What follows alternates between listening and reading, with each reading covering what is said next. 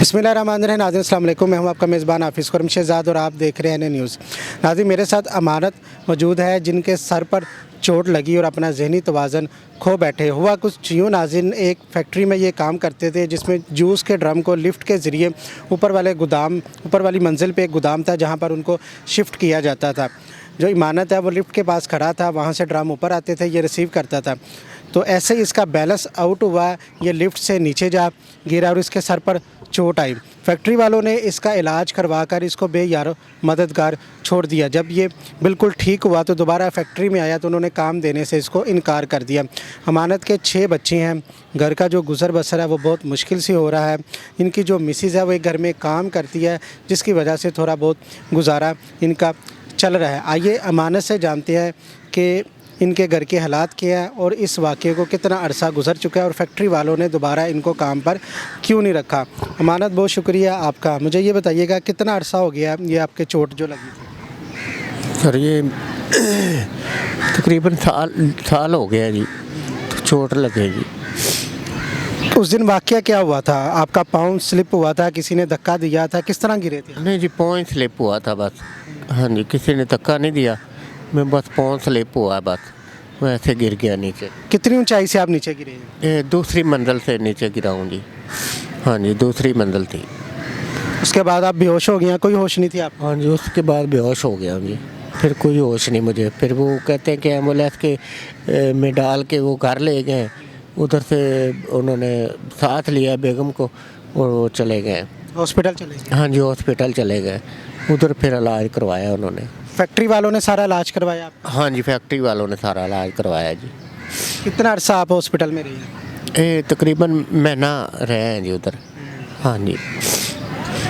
तो उसके बाद आप घर आ गए हैं, तो जब आप दोबारा फैक्ट्री गए हैं तो उन्होंने आपको काम पे क्यों नहीं रखा? हाँ जी सर, काम पे नहीं रखा कि आपको चोट लग गई, अब आप काम नहीं कर सकते। इधर ऊपर लिफ्ट का काम है, तो ये नहीं कर सकते आप।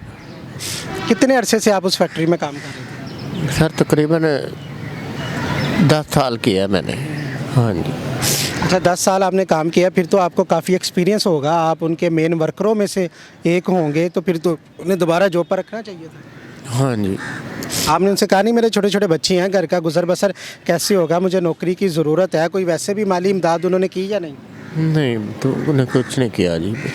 हाँ जी,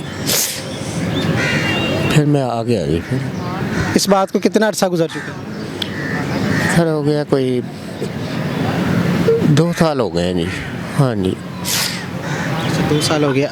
उसके बाद आपने कहीं काम किया है या फारग किया? बिल्कुल नहीं जी, मैं फारग ही हूँ सर, काम नहीं किया सर, बस काम की तलाश की है, मैं काम मिला नहीं सर।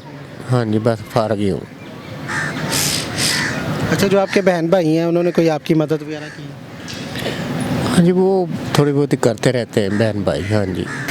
अब आप किस काम के लिए घर से निकली? बस भी यही कि इंटरव्यू का टाइम था, उसके लिए मैं आया हूँ जी हमारे सर। साथ आपका इंटरव्यू था? हाँ जी, इसलिए मैं आया हूँ सर। तो रोज़ाना मेडिसिन भी आप खाते हैं? हाँ जी, खाता रहता हूँ। वो कौन लेके देता है आपको?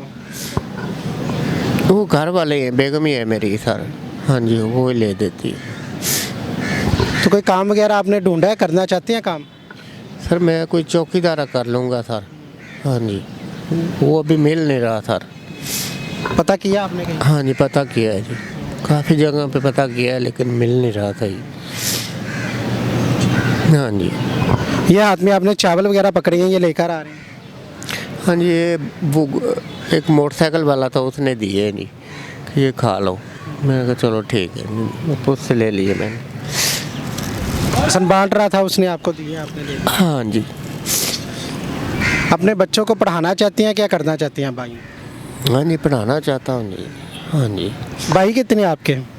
भाई 2 भाई हैं, वो पीछे गांव में रहते हैं। गांव कौन सा है? हवेली लखा जी। हाँ जी। उन्होंने कोई मदद की है आपकी रिश्तेदारों ने?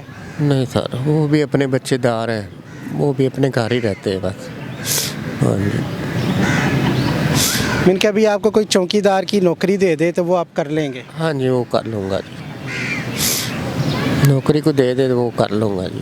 वो ना हो कि आप चौकीदार बिठाया और आपका ज़हन सही काम करना, आप फरार हो रहे हैं, अगले को डाका पड़ जाए।